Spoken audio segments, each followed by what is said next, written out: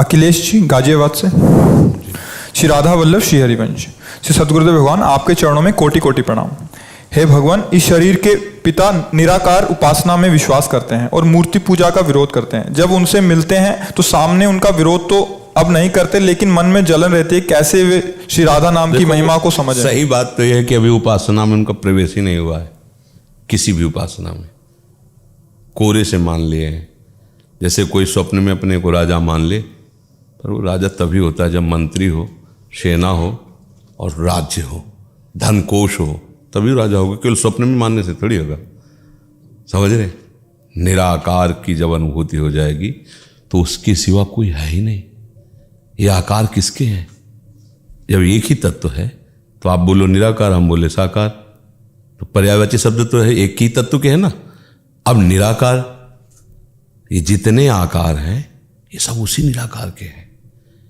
पहले आकार नहीं थे, बाद में आकार नहीं रहेंगे, बीच में भास रहे हैं, तो वही निराकार। तो विरोध किस बात का?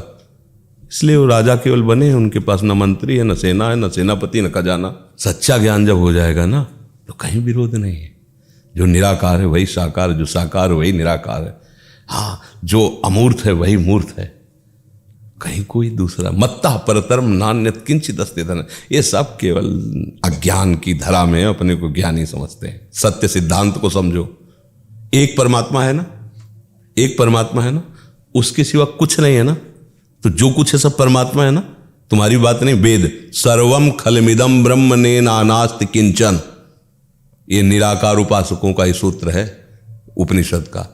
हम सन्यास से ही आए हैं, निराकार उपासना से ही आए यहाँ। मतलब हमारी बात केवल पढ़ी लिखी नहीं है, बचपन से उसी में घुसे और ऐसी बुद्धि प्रवीण रही है कि जिस विषय को पकड़ा घुसते चले गए। मतलब पूर्व का ऐसा कुछ रहा है कि ऐसा नहीं कि बच्चा और लल्लू ऐसे 13 वर्ष की अवस्था से घर से निकले थे, जहां देखा है कि यहाँ सिस्टम में कुछ गड़बड़ी है, परमार्थ के हवा पता नहीं पाया कोई। तो संन्यास मार्ग में ऐसे नहीं कि केवल खाते पीते घूमते रहे हो।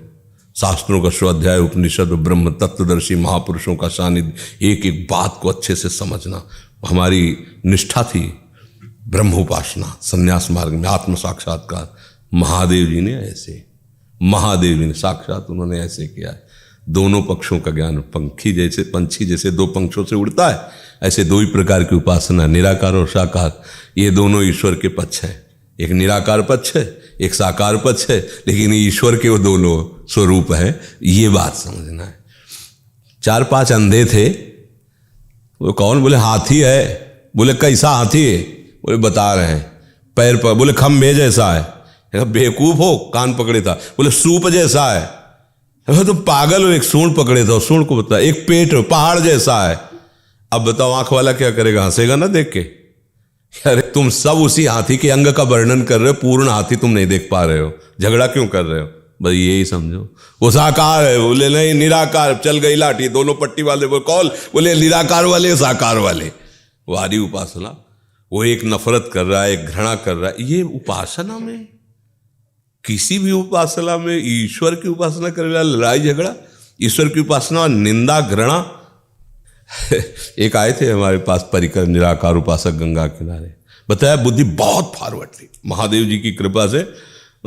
शब्द बोलो तो उसका बिल्कुल सार निकाल कर, ये कोई सिद्धि नहीं, तो फॉरवर्ड बुद्धि एकदम। शब्द निकला चढ़ बैठे उस पर।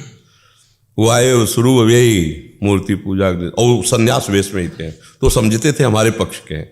पर गुरु कृपा से उस समय भी दो नहीं है, द्वैत नहीं है, वही है। चाहे जिस रूप में मान लो वही है, उसके सिवा कोई नहीं। ये तो पहले वो कहें हम तो निराकार उपासक हैं और साकार को हम बिल्कुल नहीं मानते हैं। ऐसा उनसे कहा गुरु कौन है आपका?